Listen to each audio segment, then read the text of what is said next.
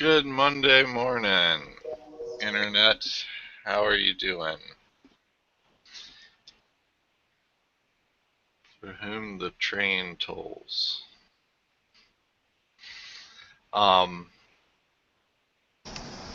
Yeah, yeah, it is a train. I heard it. So, it is Monday morning. Hope everyone had a great weekend. Ours was filled with a lot of driving. Not too exciting. Um, I did get some drone footage of my hometown, so hopefully I'll get that posted to my YouTube channel sometime soon. Cool.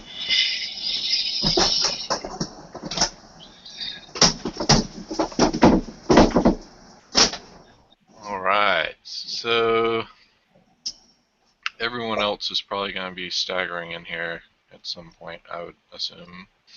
Um, so in the meantime, I did find a couple of interesting sites this weekend. Um, One of them was called the Concurrent RDP Patcher, and it actually enables remote desktop access in Windows 7 Home. So that means that if you have a home version, which normally doesn't come with desktop access, you can enable it. And I knew that the Windows term serve.dil could be hacked to allow concurrent connections. Hank, you're not muted. Yeah, and you're like Oh, laying sorry. on the floor. um, I knew that the term serve.dil that controls remote desktop could be hacked so that you can have multiple logins, kind of like a terminal server almost. And apparently they came out with an app for it. And it looks like the app was released with open source and the original developers didn't update it, but apparently as of October/November 2014 it still worked. It doesn't look like from my research that they have a Windows 10 version yet, so I didn't look too hard, but I'll paste the link for the Windows 7 one in our public chat. And if anyone out there is watching and wants to talk to us directly, or if you have any support questions or just want to say hi, you can join our public chat at foolishtechshow.com or foolishit.com/live. You can jump in our public chat and watch the stream from there. So, hey, what's up, Proctor? Not much. How's it going? Good, good. And the other site that I came across this past weekend was virtualboximages.com. Basically, this is like a repository of pre-set up VirtualBox virtual OSs. So you can download those and have things set up right away. It's kind of like the virtual appliance store for VMware, but it's for VirtualBox.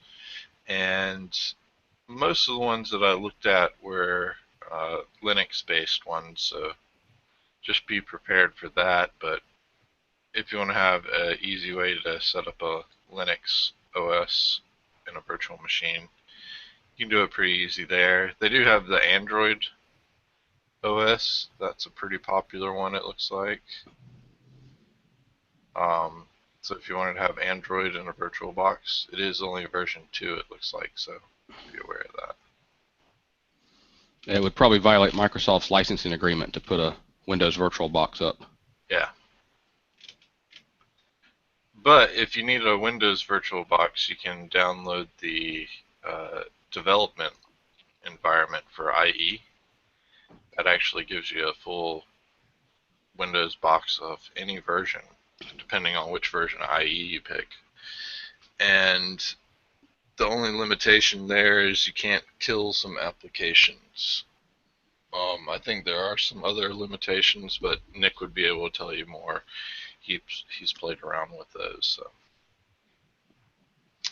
But yeah, that's about all that I found interesting to point out.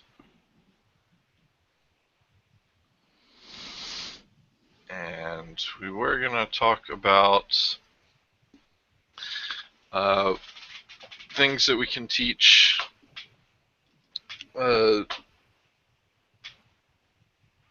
Johnny, Tank, and Jade about our customers to help them be able to help them more. Do you have any ideas on that, Proctor? I'm thinking. If we have any viewers out there that would like to comment, we'd love to hear what you have to say and what you need as users of our products. That's a good start. That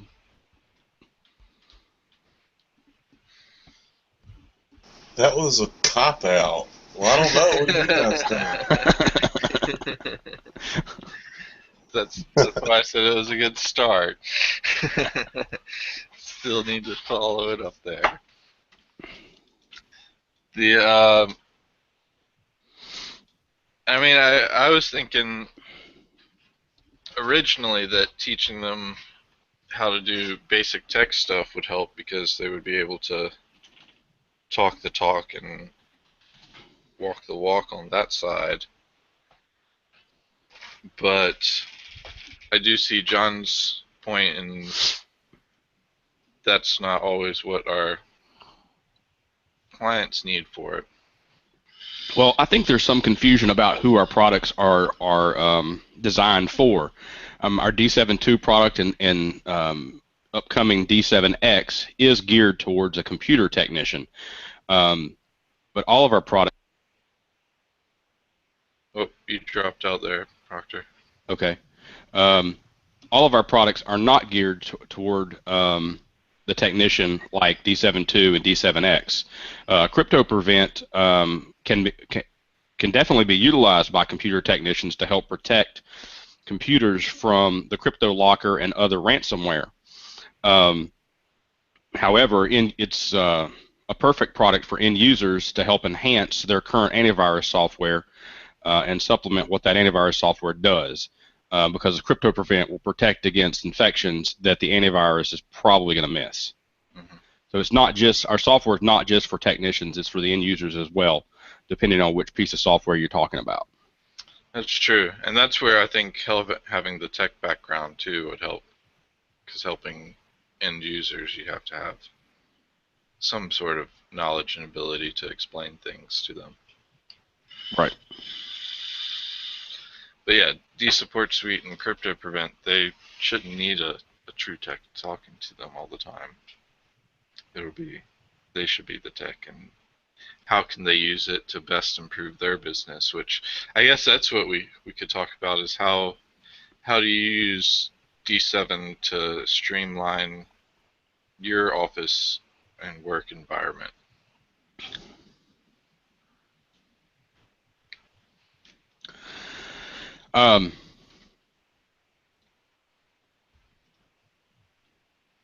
Like, do you use D7 at on-sites as well as yeah, we use it on-site and in the shop. I mean, basically, I pretty much feel that every repair job should start by running D7.2. No matter what the problem is. Well, of course, if it doesn't power on, it doesn't post, you're not going to be able to do that. But yeah, I think every software problem should start with running D7.2. Just the info screen there, the initial info screen gives you a ton of information about the computer. Do you have a normal documentation routine, or well, yeah, documentation and or diagnostic routine is what I meant to say.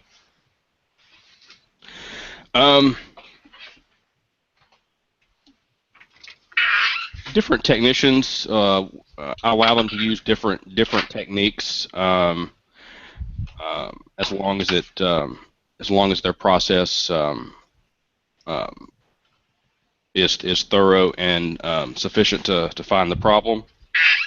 Mm. As far as the malware removal process, would you want me to go through that, or?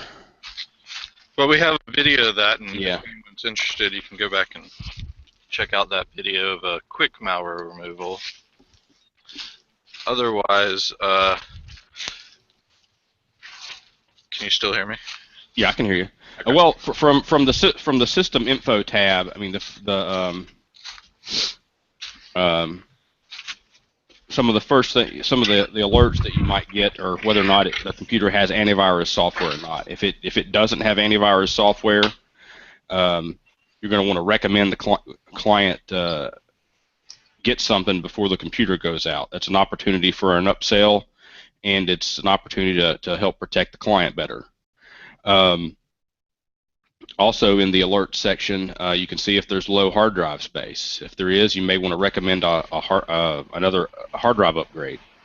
Low hard drive space could also cause Windows to not perform well. Could cause some problems. You definitely want to address that if you have a hard drive that's run out of space. One of the most important things in the system info tab in the alert section is going to be the event log. If there are recent warnings in the event log, they're going to show up in this section. And someone just rang my doorbell. It might be John. I'll be right back. Okay.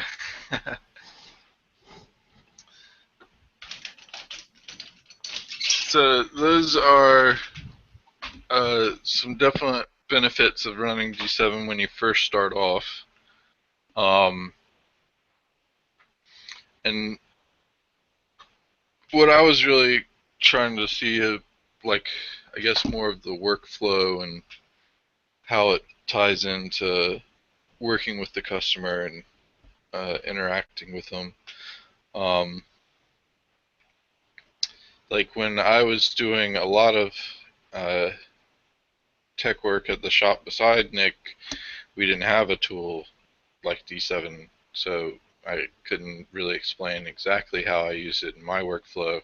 Nowadays, if anyone asks me to work on their computer or fix their computer or look at their computer, basically what I will do is just start up D7.2 and run the malware removal tab, then the Windows repair tab, and then the maintenance tab, and start depending on where they tell me the issue is. Like majority of times I get asked, it's going to be about can you look at my computer? I think it has a virus. But past that, if they're just saying Windows is acting funny, I'll start from the Windows repair tool and then run the maintenance tab. Or if they're just saying their computer's running slow, I might do one or two malware scans to see if anything's on it, and then just do the maintenance tab, and or be able to just recommend they get a new computer based off what, like Proctor was saying on the system info tab. Because I have seen a lot of times like that where it's just they're saying their system's slow and it's from 1984 and they're on an Apple One. And I'm like, yeah, I can't even work on this. So that's how I use D7.2 in my cases. So, hey, look, Nick is at the Proctor shop. We're on air.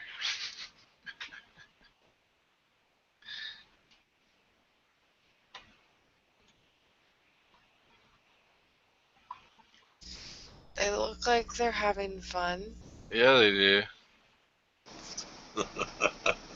Presents. That's a Oh, big old boxing.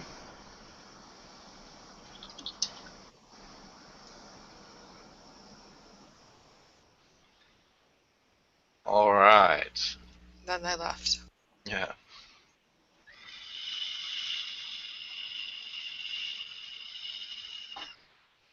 So, um,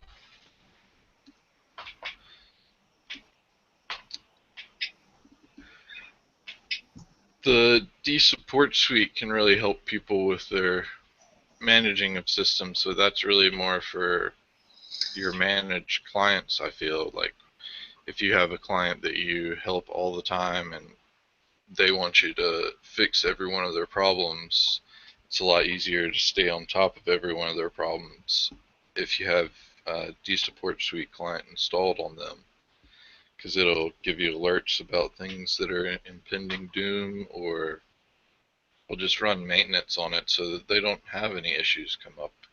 It just continues to work fine and smoothly, especially if you have someone that doesn't do a lot uh, dangerous web browsing that will get them malware and viruses all the time. Mostly maintenance is really all you need, and that's something that you could just charge a couple bucks a month for. And having that couple bucks a month from 20 people where you're not actually having to do anything, it's all being automatically done for you, and maybe you catch something every now and then. Maybe you offer a free virus removal option, so if they do get infected or something, you just take the system, clean it, give it back to them. But still, a couple bucks a month and happy customers that are going to be recommending you to all their friends and get you a couple more bucks a month from all of them. It's definitely a good way to go, and offering the free virus removal is half and half. It depends on, I mean, you're going to get a problem customer that gets a virus every uh, time they get the system back in their hands. So you definitely probably want to set some limits and limitations on that, just to discourage those kind of people from taking advantage of it. Um, but it's definitely a good way to get recurring revenue coming in and keep working with things. So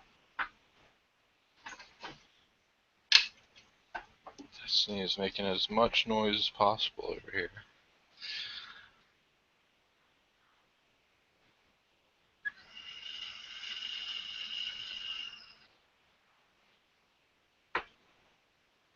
Um,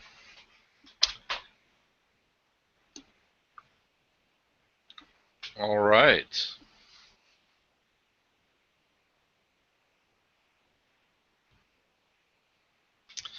Well, I don't really have much else to go over on that because I've been out of the actual computer shop repair game for a while. Most everything else I did was in uh, network administration and like one man IT team style. So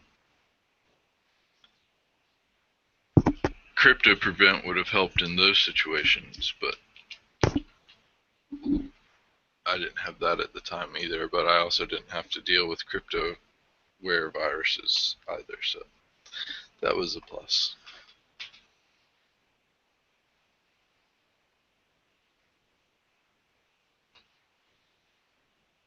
So I guess Tank and Johnny, do y'all have any questions or things that y'all would like to learn more about?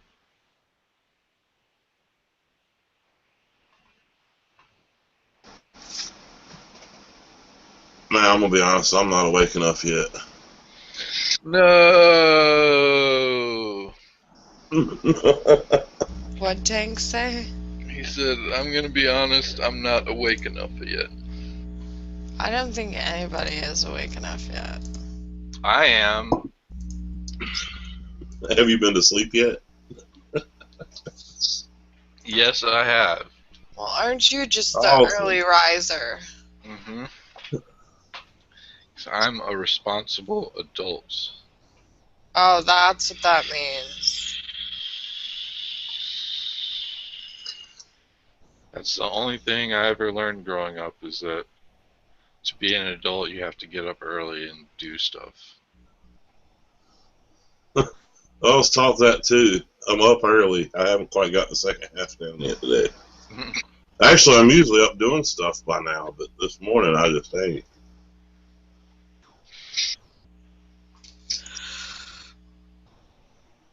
Well, I always got by saying that my early is right before I go to bed.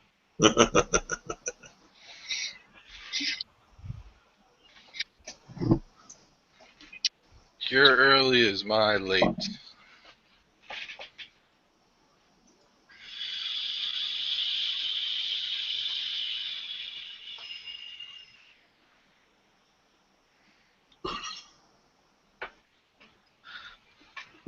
Alright, well, let's just have some dead air here.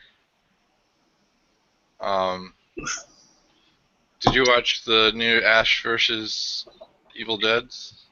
No, I haven't. It was pretty good.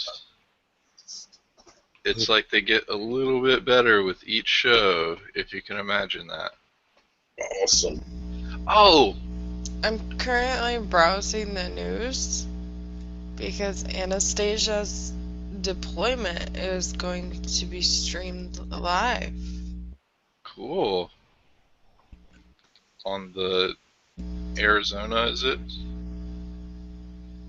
Arizona. That's the name of the ship. No, the U.S. or the USS Harry Truman. Oh. That's funny that they're gonna stream that live, but I couldn't fly my drone over it. Exactly, that's what I was thinking. And What are they doing on the Harry Truman?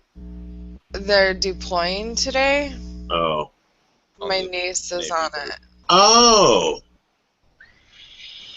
Yeah, they and it's weird because the sailors weren't allowed to like tell their families what day they were deploying, but it was all over the news all weekend that that ship was going to be deploying today.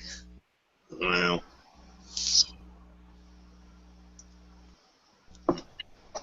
Along with like 4 or 5 others, and it told you like exactly how long they were going to be gone. That Yeah. sounds like a case of, but we wanted to tell everybody. Yeah. They Exactly. they don't care about terrorists. They just didn't want me to have any fun getting good pictures.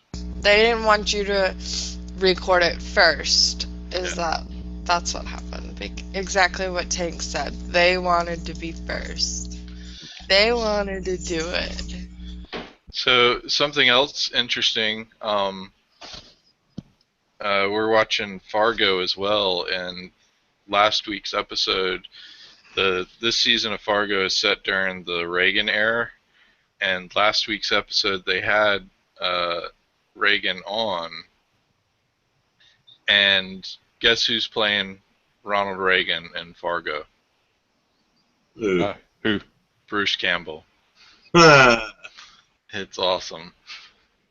He works perfectly for that. I'm pretty sure it's Reagan. It's hard to keep up with what they're talking about sometimes in that show. So he's the politician that they're driving across the state at the moment. Is giving. I can see Bruce Campbell doing Reagan. Yeah, I'm pretty sure it is Reagan, but He's as good as Elvis. Yeah, it's pretty funny. But wow, last week's episode was amazing as well. That show, like, gets better every episode as well. Can't wait to see where it goes. Sad that it's almost halfway over, I think. I haven't watched any of Fargo. Yeah. Yeah, that stuff is good. John wanted me to let you know if you didn't see him moon you guys, you need to rewind the video. Yeah, because that's what we need on our... And that's actually something else I suggested my grandfather watch this show because he's interested in tech stuff. Mm-hmm. And he said, your tech content is great, but you guys need to tone the language down. Yeah, I've thought about having a live feed out in the showroom here, but haven't for that reason. Yeah. But things like that don't help either. Like mooning people on a show, even age restricted, I think, where we're balancing on the cuff there. So Yeah. yeah, I introduced my grandfather to it, and he loves the show. So Awesome. because he is always asking me about random tech things, and it's easier to tell him in this format. Yeah. Oh, so another thing too is I saw my grandparents last weekend, and I was showing them the Hack 5 stuff with the Wi-Fi pineapple and the land turtle and the um, rubber ducky and all of that stuff. And I get a call from my mom after we saw her on Saturday. Like, we saw her, talked to her, and then I'm driving back home and she calls me. She's like, Brantley, I'm a little bit worried. And I was like, okay. She was like, John told me that you can hack people's emails, and he was actually quite worried about you hacking into his email. Did you like hack into his email or something like that? And I was like, no, I didn't hack into his emails. I don't hack into anyone's emails. And I didn't realize it while I was on the call with her, but my response was, oh, so I told him about the Wi-Fi pineapple and all that Hack 5 stuff, and that he needed to be careful about things like that. Is that the only thing he took from it, is that I could hack his email? and, but I realized after I hung up with her that I did go over a period of point where I was trying to tell them that emails were like postcards. They weren't secure at all. Like, it was like sending a postcard through the mail, but even worse, because it's like sending a postcard by talking to random strangers and getting random strangers to pass it along throughout the city or something like that, state, world, whatever. Like, if you just have someone go, oh, hey, are you going here? Here, take this postcard and hand it off to the next closest person going this way. Like, that's how email is. So you don't even have to hack email. You can just sit there and passively listen, and you'll get emails. Like, that's not even hacking. That's just listening, and they just come to you in plain text. So that's why we went over the PGP encryption for uh, sending secured messages, so that people can't just read your email. If they passively listen, they'll get a bunch of jumbled gargle. So um, I like your analogy about the postcard. I think that's very good, very useful information for end users. Is to understand that the email is not secure uh, when you send it. yeah, it's not even a sealed envelope or anything. It's I just think I think most end users would think that it is. yeah. Well, and that's what most of the people in the world apparently think, which is why I think email is so big still, is everyone thinks, oh, I typed this message and it goes straight to the other person. Like, it just appears in their inbox. Like, that's how it works. And I don't even think it's illegal for someone to see that. It's not. And all you have to do is host a email server, I think, and there's a chance that you're going to get emails from all over the world coming through your server. Right.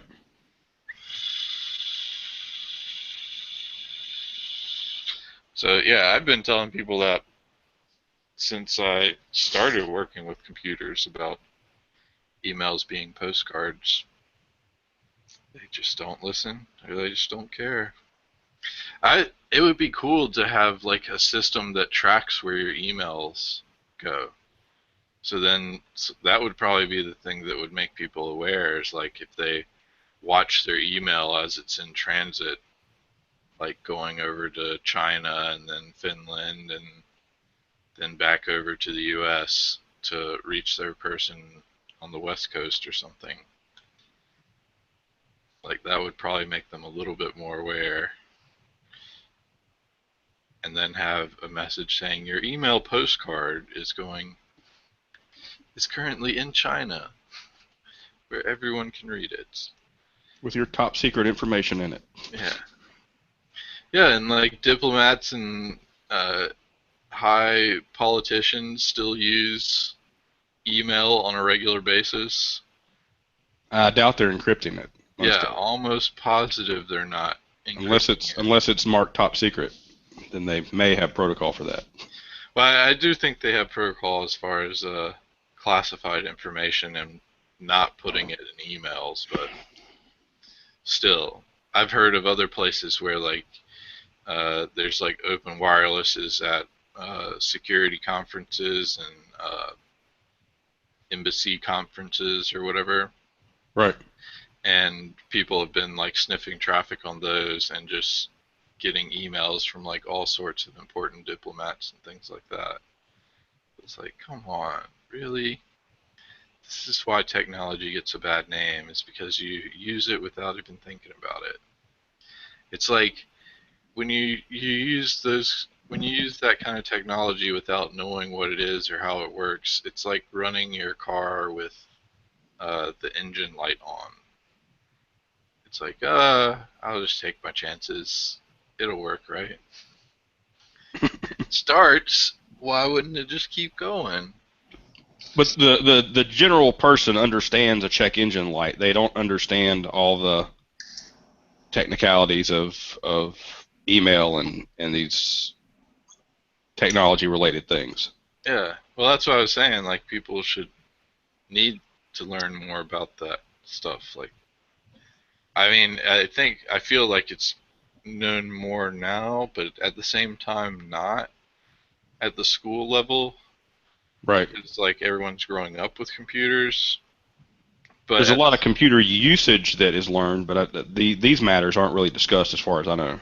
Yeah, I was about to say even like just knowing the things, because like they never had to deal with a modem, so they never knew that their internet is going out through a modem and then out into the world or something like that. They just know it's the black box that they have to unplug and plug back in sometimes. Right. Maybe we should have been a check engine light for your computer. Good call.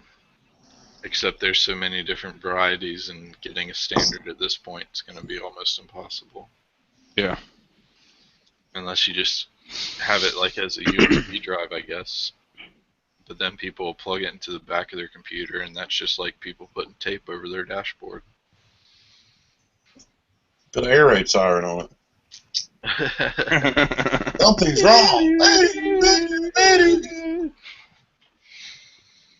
Well, my mom stopped using her computer and the internet after she posted a private message to me on Facebook that everyone could see, and she didn't realize that the posts on Facebook were public. Now I'm interested. It wasn't too sensitive. Okay. Like, Proctor, do you remember that time you were in diapers when you were in high school?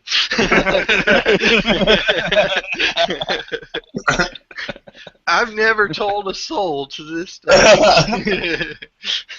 Now Mom, that was a 750 people public know. post. And did you really have to tag the picture, Mom?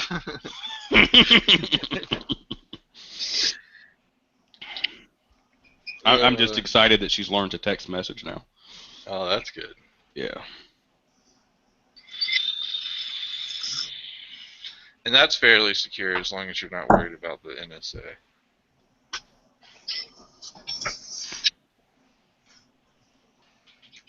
All right, so now that you're back, Proctor, let's get back to the content side. So I was thinking,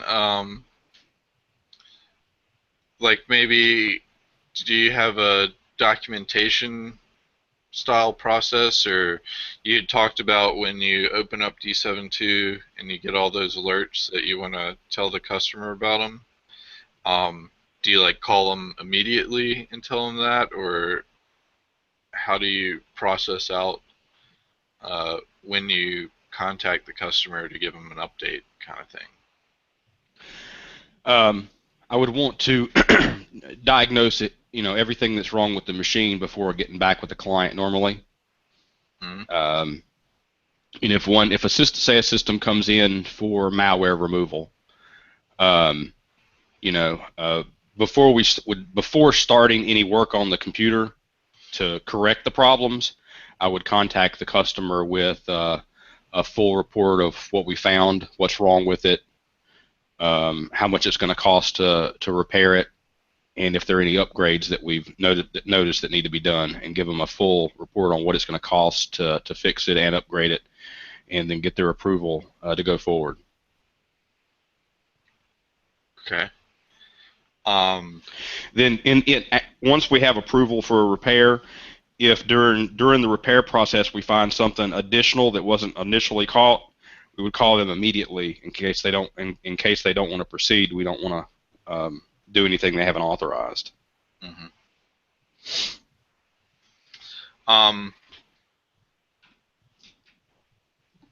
How do you handle the reports and notes and giving them to them? Do you have a ticket tracking system that you use, or is that what you were looking for? I don't PC currently. repair tracker? I'm evaluating several different things right now. PC Repair Tracker is one of them. Cool.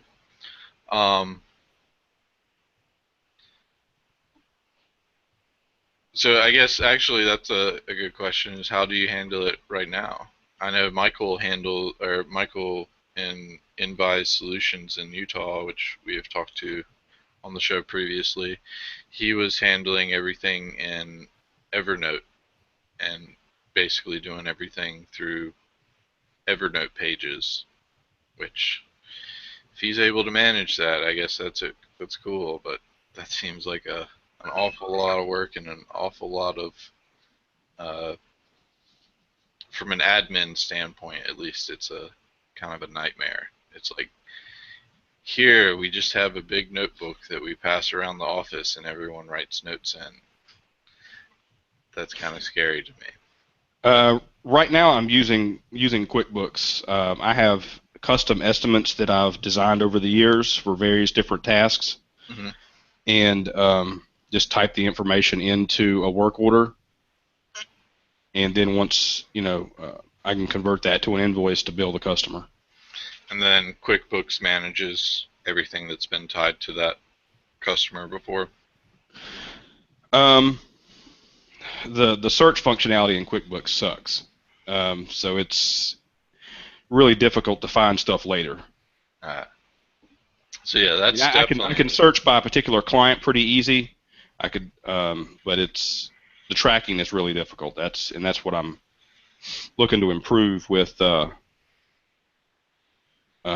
finding a better system. Yeah, that's definitely one of the things that for the prior maybe 5 years, I've mostly been a one-man shop, and I just remember everything. That's I can literally remember a computer I worked on 15 years ago. I know what it looks like, know what I did to it. And wow, that's impressive. yeah, I can see the computer and I remember mostly everything I did to it. Mm-hmm. That's starting to fail me some though. Yeah. The memory's not as good as it used to be. So yeah, that's definitely one of the big reasons I always go for a ticketing system, is having that record trail. So that. And now that I have multiple employees, it's even more crucial that I have a better tracking system, because not the same person isn't touching the computer the entire time it's here. 3 or 4 people might touch the computer before it gets back to the customer. Yeah. And we need a way to track what everybody did to it.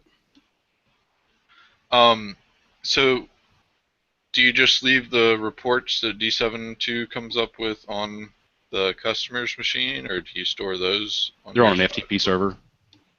Okay. So you do at least have those records of it too, but yeah, I have those records, and most people don't really don't care to see the records of what we found on their computer. But I am definitely looking forward to having a system that integrates those reports into the work order so that I can print that out and give it to the customer.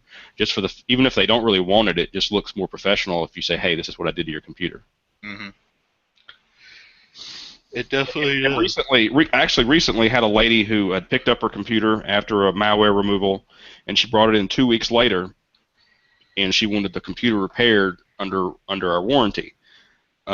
Because of the reports and the dates of the new files, we were able to prove that she was infected after she picked up her computer, and that she was not due a warranty repair.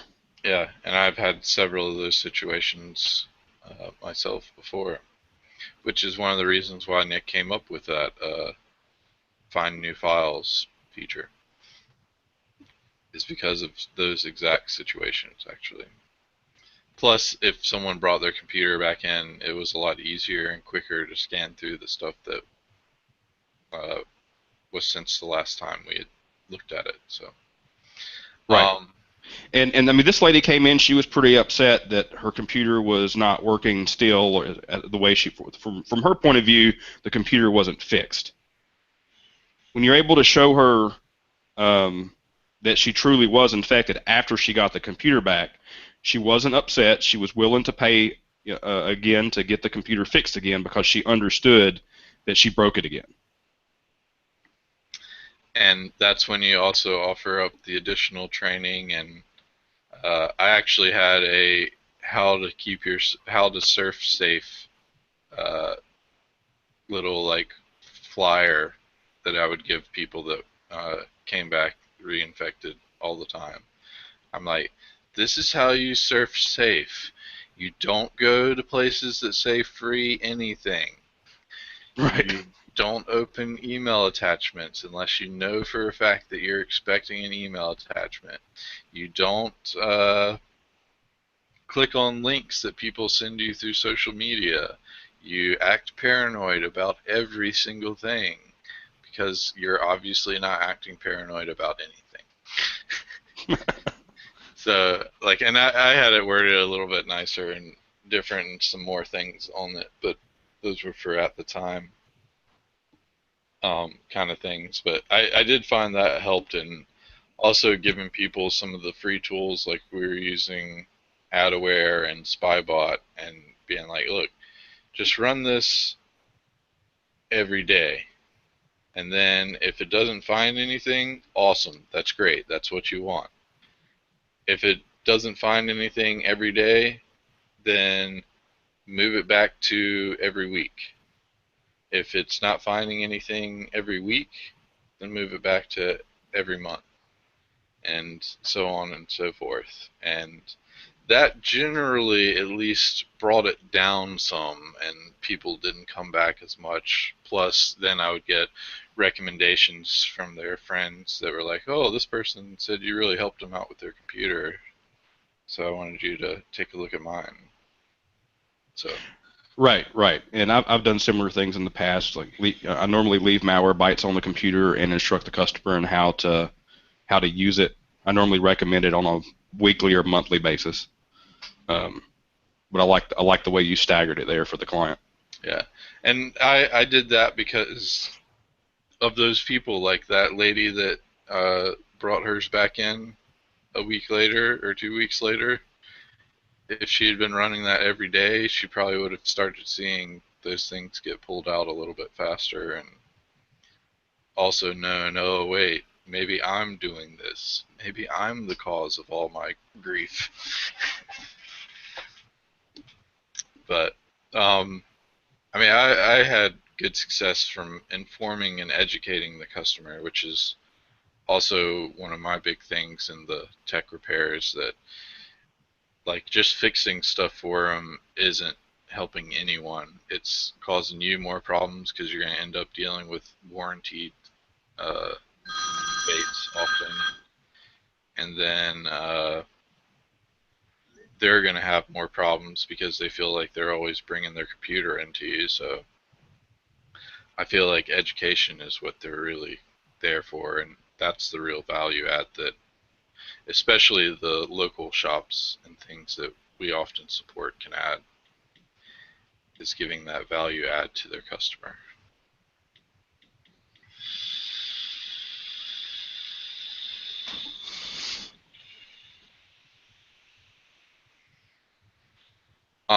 Yeah, I always try to educate the customer so they don't have to bring it in. One might think that I'd prefer to have a same system come in over and over again, but to realize more revenue. But I'd rather get one cleaned up, teach the person how to use their computer in a safer manner, and not have to see that computer again. Yeah, because they're going to have other computers. Right. It's not just about making money. It's about helping people. That's what I always have looked at it as, and I think that is the best approach because I've seen a lot of places and heard a lot of stories of it not being done that way, and none of them are like, yay! They're all like, I had to deal with this. So Johnny, did you find the live stream? Is that what you're posting a picture of? Well, they didn't stream the ship leaving. It was live on the news after it had already left. And I asked Anastasia if she left yet, and she said she doesn't know. How can she not feel the ship moving? Well, depending on where she's at in the ship, you got to think the thing's as big as a small town. Yeah, I saw it. It was pretty big. Me. An aircraft carrier. I still can't believe I was like asking them, hey, do you guys fly airplanes out of here? Like, do airplanes fly out of here? And I guess they were thinking about the aircraft carrier and like thinking about just it flying straight off the ship. But I was just asking in general if they had like an airport there or flew airplanes out. And they were like, no, we don't. And then as we're leaving the base, like yeah, and that's where they would fly me out if I had to like go somewhere across seas. And I was like, oh, there's an airport here. You fly planes out of here. Okay, I wouldn't have been able to fly the drone anyway because there's an airport here. Not unless they just thought you were asking if they launch planes off the ship while they're in port. Yeah, I think that's what they were thinking, but still, like I would have been like, no, we don't fly them off the ship, but we have an airport right over there because that's why we don't fly them off the ship because we got an airport right there.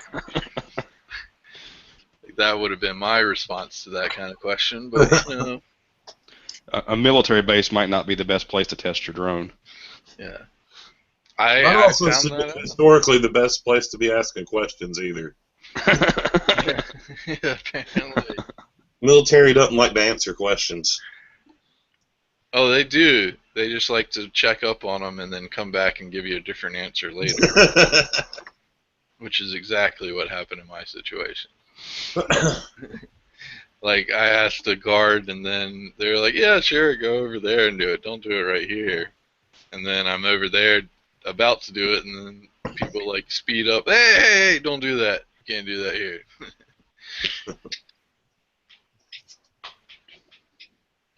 Oh. Proctor, do you support Suite any or manage client service or any RMM tools or anything? I've used DSS a little bit. I have one client that I use it to help support them, and kind of waiting on the new version. Okay. Yeah, wink, wink. I think Proctor says. I think so. The show today was to spitball ideas to come up with something that we could go over that would help our clients and their needs more. And I think that would actually be a good show topic for Wednesday. Would be the Wednesday or Thursday, whichever day you don't want Proctor, would be just remote management tools and how those can be used to benefit, like from D Support Suite all the way up to your big players like GFI and Enable and LabTech and things like that. And maybe spend a show talking about managed client services and how those help and benefit shops and customers. So yes, I think that's what we'll talk about more in depth. Which day do you want to do, Proctor? Wednesday or Thursday? Thursday. Right. So We know it's not going to be Friday. So Wednesday we'll be talking about remote management software, so that you can set up recurring revenue for your clients and some different ways that can help both them and you, and you can push those options and things like that. So we'll go over that on Wednesday. Proctor is going to be going over PC Repair Tracker for his next installment on Thursday.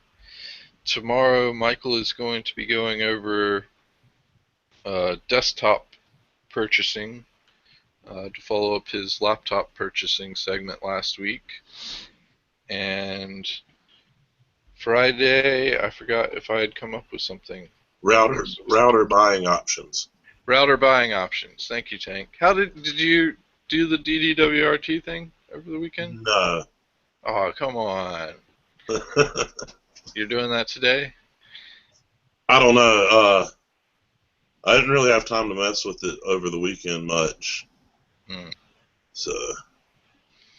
Well, if you need help with it, I'm sure Proctor would be happy to help you with that. Proctor, didn't you say you had set those up before? Or? Yeah. You can get it set up there too. Yeah, I'll probably will need help with that. I'll get aggravated. I know I will. Didn't you bring smash? That's what Tank does.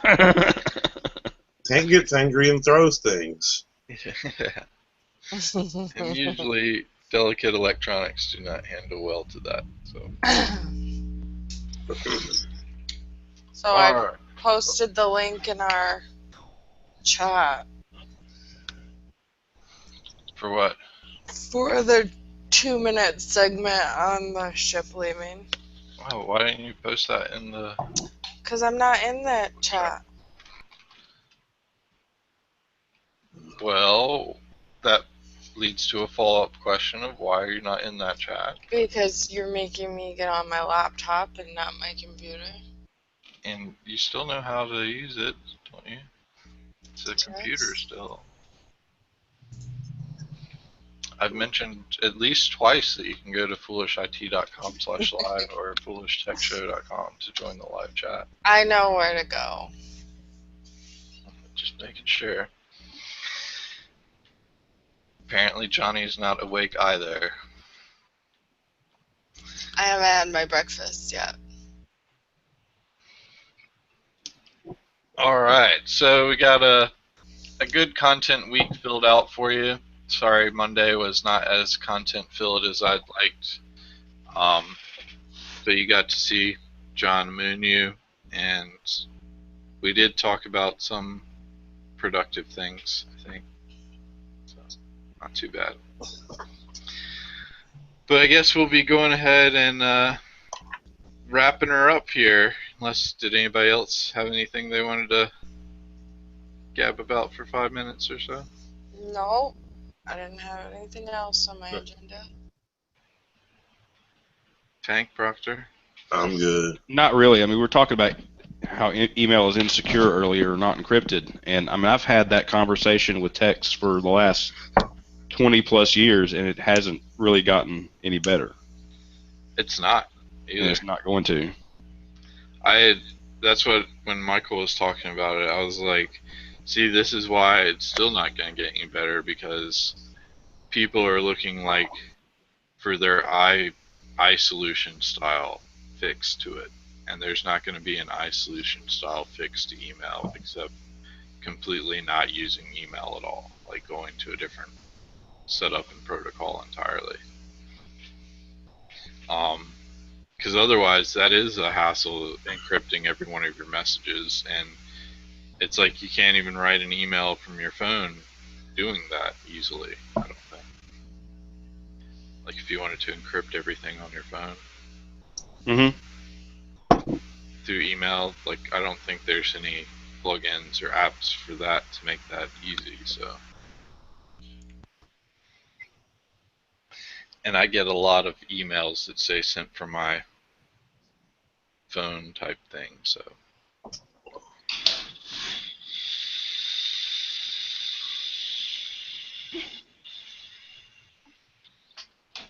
I wish there was some sort of easy encryption. But apparently, it's not even going to be legal to encrypt your stuff soon, possibly. Oh, really? That's the big debates right now. Yeah, the whole thing with the attacks in Paris right now, the first thing they jumped on is that they didn't know this was going to happen because of the Snowden leaks and him pointing out that the NSA and higher level government functions can't break encryption, so they assume everything was encrypted, and that's why they didn't know about it, not because they weren't doing their jobs.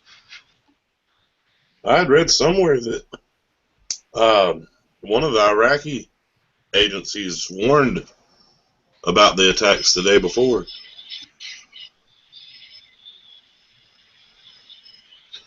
That always seems to be the case nowadays, it seems. Yeah. Like, oh, we told you yesterday. The news said that that's where Anastasia's going. Is to France. So I feel like they might have known way before. Well, somebody did, but they don't have to tell us. Well, no, those could have changed to go there now. Like, they've changed a lot of things. Yeah, where they're heading now might not be the same place they were going a week ago. We're going to go a week ago if they originally. Yeah. Oh. Yeah, the other kid had told me that they were going to like Dubai and stuff like that.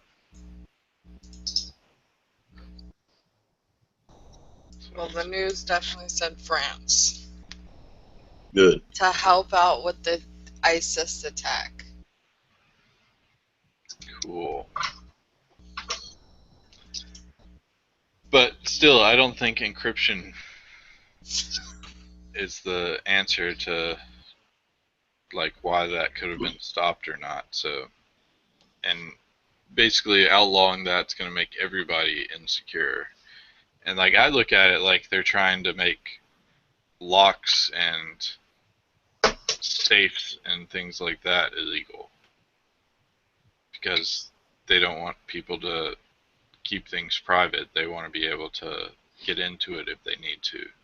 So they want to have back doors, which, as we've seen with the TSA keys for your luggage, that the government can't keep back doors private and secure. Like, you can go online right now and print out the master TSA key and open any lock that has a TSA keyhole in it. That's what's going to happen with encryption, only far worse because millions of people can be affected by it instantly, where the TSA key, they have to actually get to a lock that has it. But I don't know. That's one of the big debates and things that they're talking about right now, and that's one of the things that the whole Snowden leaks was pointing out, was how unfond they are of encryption and doing that stuff. So yeah, I don't want to start a political debate, but as a U.S. citizen, the Constitution gives us the right to privacy. Yeah, it does. And it doesn't really say there's loopholes to that privacy. It says we're guaranteed the right to privacy. I don't know exactly how it reads. I don't want to get into that right now. Yeah, because then we'd have to get into things like indefinite detention and without a lawyer and martial law and all kinds of fun stuff. All right, so that's our show for today. Yeah, we better conclude it before it's an 8-hour show. Hope everyone enjoyed it. Again, sorry for the lack of seeming content today, but we talked about some good ideas, some interesting things. So, not a complete waste for anyone that did watch it. And this week we'll have a lot more coming up: desktop buying guides, remote management software, and how you can use it in your business. Um, PC repair tracker follow up and more in depth, and router buying guide. So good week of planned ahead, and hope everyone's getting ready for Black Friday, getting their uh, armor and battle gear ready to brace the stores. I haven't even gone to stores for the past 3 or 4 years since they came up with Cyber Monday. So That'll be a great day to purchase some Foolish IT software as well, right, Brantley? definitely, because we'll have our Black Friday sale that we normally have coming up here soon. So keep an eye out on the blog and our show here for that, because I'm sure we'll mention it in both places. But otherwise, hope everyone has a great start to their week and has a great Monday, and everything goes smoothly as it always should. And we will see y'all tomorrow. All right. Bye. See you later.